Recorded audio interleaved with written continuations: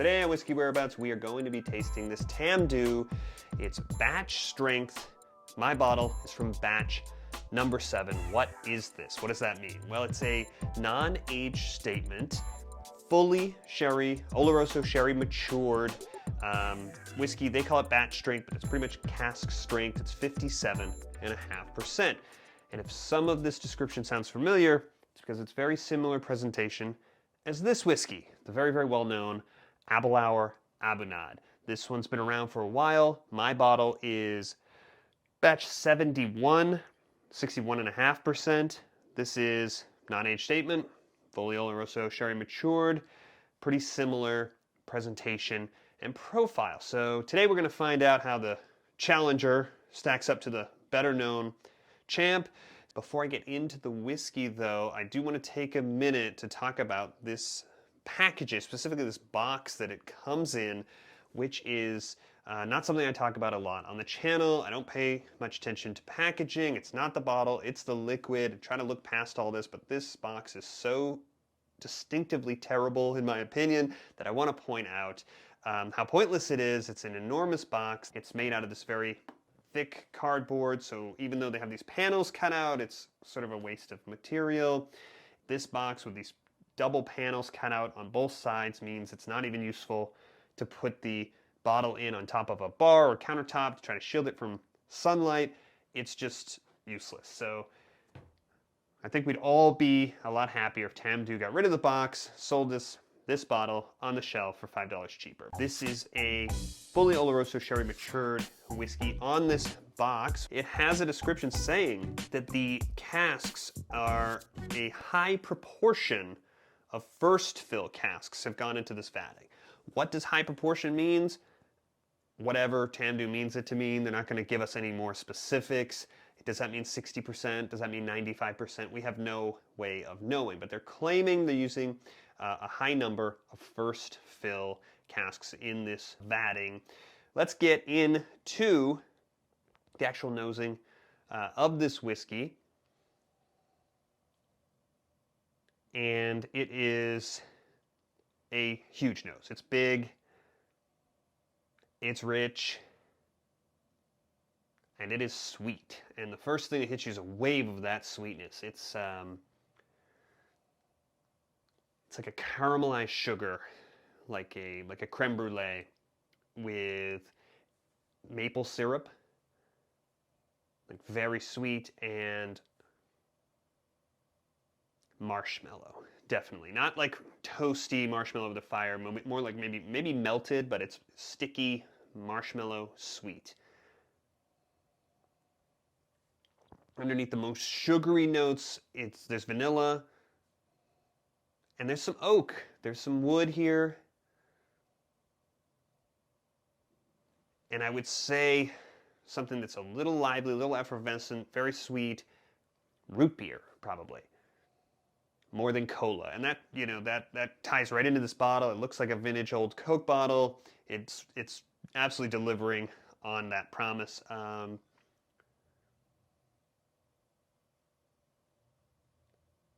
sherry flavors are there. What I'm picking up is cinnamon and the brown sugar from the sherry, but the fruit, oftentimes the sherry is going to be orange citrus. This is not that orangey. It's more like candied, and it's more like it's almost grape jelly. It's sweet, but it's not that citric sweet. There's also a good bit of chocolate and some ginger spice, like the powdered ginger, like the dried from the spice cabinet. And there's something deep underneath all this, sort of foundational, and you have to kind of go through these levels to get it. It's like a leathery, like probably a fainty kind of leather. Pleasant. It's like a nice foundation, a base for all that sweet to be stacked up on. And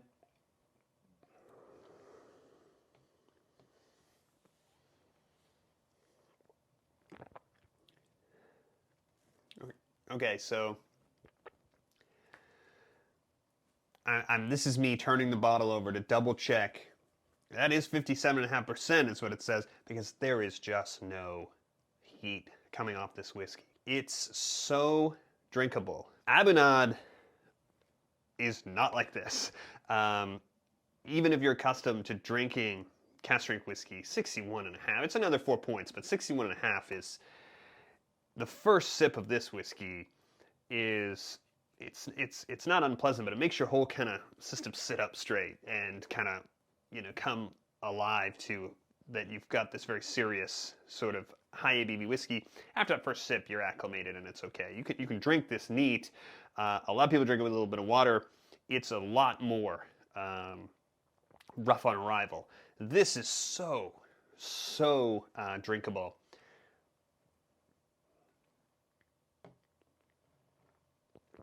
And it's the sweetness. It's big, it's chewy on the palate, and like a syrup.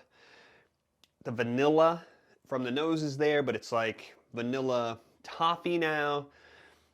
Now I'm getting the orange on the palate, but it has a little bit of that orange peel bitter, a little bit. And there is some,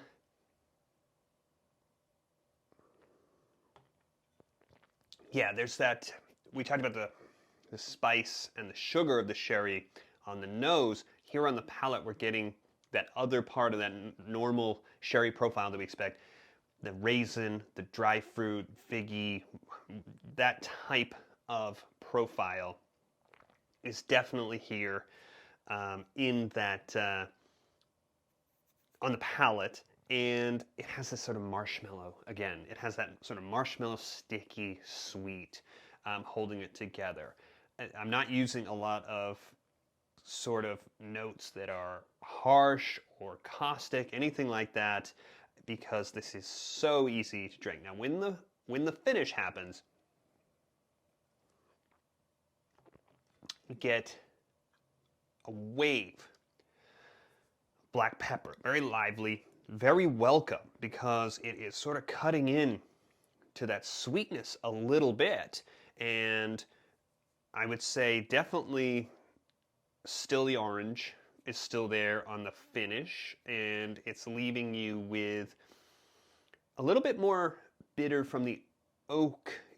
There was oak on the nose, but so far not very, but in that finish, you're getting a little bit of that tannic, oaky, bitter to go with it, but it is wrapped up in a very sweet envelope on the finish.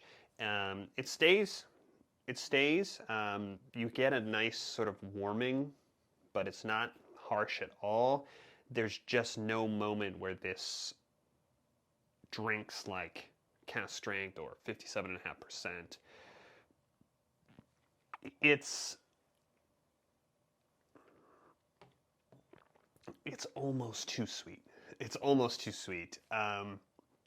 What I mean by that is I can handle big sweet flavor. When I say almost too sweet, I almost mean only sweet, like monotonous. There's just enough, and I mean almost too, it's not quite too sweet, but it's close.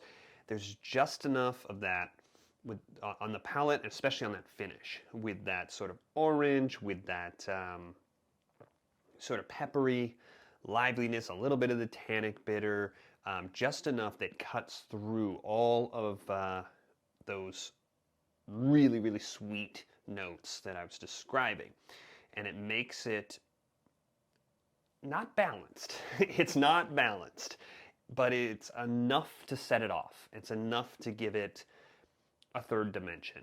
So it's not just a dessert whiskey. It is close. Now, how does it compare? If we're going to compare it to this one, when I think of the A'bunadh, the sherry notes that I get from this whiskey have a lot of sweetness, but I think of this one as having more of the spice, more of cinnamon, more of the citrus to balance it. And I'm a big fan of this whiskey. This one is not as balanced, but it is much, much more approachable. It's much more user-friendly. This is one that I I think anybody would not be taken aback drinking neat. Now, the thing we have to talk about these two whiskeys that are so similar is the price tag for this bottle. And I've seen it creep up 110. This bottle, I paid 125. It certainly does not need water. You can drink this neat all day.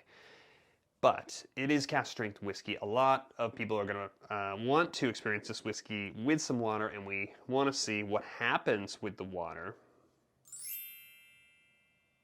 So I gave it three good drops of the water to see. Let's see what happens to the Tamdhu with a little bit of water, unnecessary for sort of just acclimating to drinking it, but okay, the first, yeah, it's still very sweet, but that first wave that hits you when it's neat of that really sweet, I was talking about like sugar and marshmallow, that is still there, but the volume is down, and I'm getting more now of all those other flavors, and I don't think anything's missing. You know, that oak is there, and the spice is there, the stickiness, that maple syrup, and it just feels like one of the sections of the orchestra, you know, the big brass section was a little loud, and we've turned the volume down on just that one section, and now I can kind of hear everything. And it's certainly not been washed away by the water. So let's see on step 2 here what the water's done.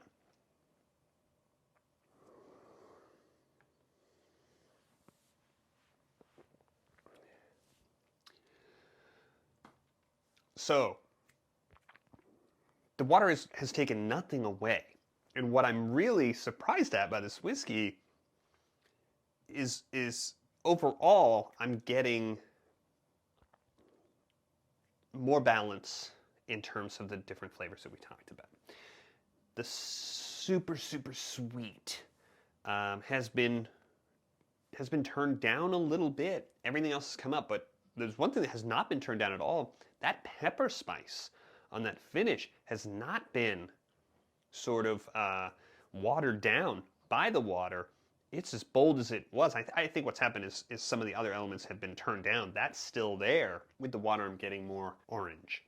The oak's almost a little toastier now. I'm getting more of the toffee on the palate, absolutely. The sherry elements are all there in the mix.